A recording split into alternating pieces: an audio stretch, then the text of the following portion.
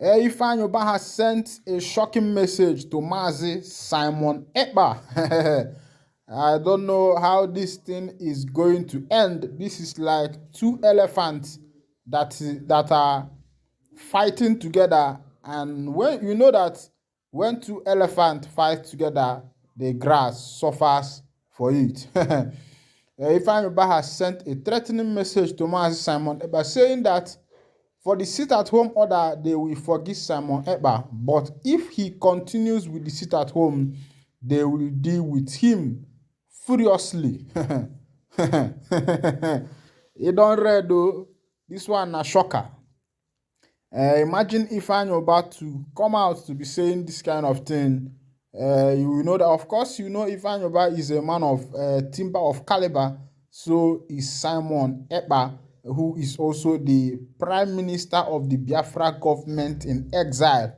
And right now, these two people are going into tug of war, and it's more like the two elephants fighting together. Meanwhile, before I bring you the full details of this information and what is causing this rival and beef between Ifeanyi, the CEO of Capital Oil, and Mazi Simon Ekpa, the Prime Minister of Biafra Republic government in exile. If this is your first time of joining us on this wonderful channel, please go ahead and subscribe to our channel, like, comment, share. Also remember to on your notification button so that whenever our news drops, you will be the first to collect it. Let's go down to the news proper as it is hot. In a recent statement, Ifeanyi, the senator representing Anambra South Senatorial District, has issued a warning to Simon Ekpa, the individual behind the enforcement of sit-at-home order that has been affecting the region. Oba expressed a willingness to forgive Ekpa for the injuries inflicted thus far, but made it clear that further disruption would not be tolerated. The senator lamented that for the past 2 years, Ekpa had been enforcing his sit-at-home order in the southeast despite the huge misfortune and hardship that come with it. The sit-at-home order, which has been ongoing in Anambra State, has caused significant disruption to daily life and economic activities, while initially intended as a form of protest against perceived injustice. The continuous implementation of order has drawn the ire of many residents who believe it has overstayed its purpose. Ifeanyi, known for his influence in the state, stepped forward to address the situation.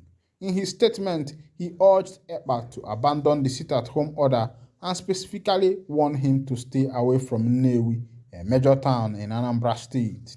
He said, "We will forgive Simon Ekpa for the injuries he has inflicted on us so far, but if he continues, we will deal with him furiously. He should leave Anambra State alone. We are warning him to stay clear of Nnewi with his sit-at-home order forthwith. We will forgive Ekpa for the injuries he has inflicted on us so far, but if he continues, we will deal with him furiously. He should leave Anambra State alone. We are warning him. Stay clear of Nnewi with his sit-at-home order forthwith." This one is coming from Ifeanyi, the CEO of Capital Oil. And you know that today, being Monday, Simon Ekpa has already declared 7 days sit at home in Biafra land, saying that the Biafra land will remain under lock and key for 7 days. No movement, no going out, and no coming in. He said that this is to remind Nigerian government that they are still holding Mazi Nnamdi Kanu in the DSS detention. He said also, secondly, that this is going to be an avenue for the Biafrans to champion their referendum. Well, I don't know Mazi Simon Ekpa's plan, whether he has contacted some world organizations who will be able to referee in the referendum, because a referendum is not a decision one man can take. It is not even what Simon Ekpa can decide by himself, because it will involve other world bodies that are involved in secession who will come and chair in it and make sure that the referendum go on very well. But as it stands now, the southeastern states are under lock and key. Imo State is locked down, Anambra State is locked down, Enugu State is locked down, Ebonyi State is locked down, and some part of Rivers State is also locked down. The same thing with Akwa Ibom. Some part of those places are under lock and key because of the order that has been given by Simon Ekpa that everybody should remain in sit at home until they resolve what they are looking at. Now, Asari Dokubo has come again. Asari Dokubo no dey agree. Dokubo said that he has evidence of where crude oil has been diverted from one place to another, Okaba. They say that they have evidence of where the government and the other people are diverting the crude oil to. Then I'm wondering, you know all these things since without coming out openly to say it and save the Nigerian nation. Of course, you know that within the 1 month of Oga Tinubu in office, it looks as if the nation is sinking down. Right now, the fuel marketers have decided that in nearby future, maybe by next month, fuel or this month, fuel will be sold for 700 naira. And of course, you know the result of that. As it stands now, people who are using private cars are no more using private cars. They are now jumping on other form of transportation like public transport to be able to navigate to their destination, and this is very bad for Nigeria. They say the president of the Ijaw Nation worldwide, Benjamin Okaba, has backed Asari Dokubo's claim that the military is behind oil theft in Niger Delta. He said in an interview with The Guardian Nigeria that they have the evidence of how crude oil was being exported through the Niger Delta waters. He argued that the military should prove Dokubo wrong, that they are not involved in the oil theft. He said the contract awarded to Tompolo is not supposed to last forever.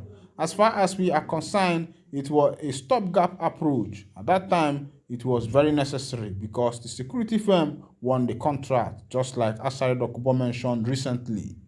And those that were supposed to protect the pipelines were compromised. We have evidences and pictures of where crude oil was being diverted from one place to another. You know, in this country, some people don't like the truth. He, Dokubo, has challenged them with facts and figures. Let them carry out another investigation to prove that they were not involved and do a verification of those who were on duty when oil theft was very high in the region. Una don see as e dey hot. Every day truth dey come out o. You know say Dokubo dey talk this thing as if say im dey support Tinubu. But e be like say im don dey use style dey open the nyash of the things wey be say e dey happen for this country. But meanwhile, Dokubo say that he is fighting for his stomach, and for him to be revealing some of these things means that maybe he's also looking for his share of the national cake. He get one song where Mama G sing that and he say divide the national my divide the national cake. Say in government no go chop alone. If you chop your own, I chop my own. But the problem wey we say there for Naija now be say Naija people dey chop alone. They no want to make other people follow them dey chop. For this chop I chop wey we say they go on for Naija. The president say let the poor breathe, but I'm telling you, since Tinubu entered office, the poor has not breathed. Tom used to be my favorite. I'm not advertising Tom on this our channel though, but that used to be my favorite. At least I leak like 10 or 15 every day. But this morning I went to purchase another one and it is now 250 naira. Usually it was 350 naira. To show you that things are changing. That if it will be able to affect things that way, and it means that food prices, my brother, is going on the high side of it. Very soon, if you put your pot for fire, somebody go through your window, come thief the pot, and nothing go happen because man wey dey hungry, that man save the verse. If you dey hungry, you dey verse. So na so they do me. If I dey hungry, I dey verse also. So man wey dey hungry, that man still dey verse. So make the government see how they go carry my chook for this thing wey be say dey happen. Abeg, make them bring back the fuel subsidy because I don't see any this fuel subsidy removal is not helping anybody. Either it is suffering the masses. Now Tinubu retired the service chiefs.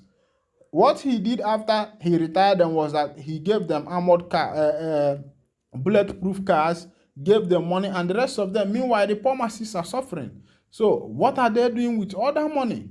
They are also canvassing that now their minimum wage should be increased to 114%. Meanwhile, those civil servants, their minimum wage are still at that stage. You are telling us that you don't need Nigerian money, you already have your money. Why are you still canvassing that the minimum wage of the executive, the legislature, and the judiciary be increased? Meanwhile, the civil servants are not even, they are earning peanut.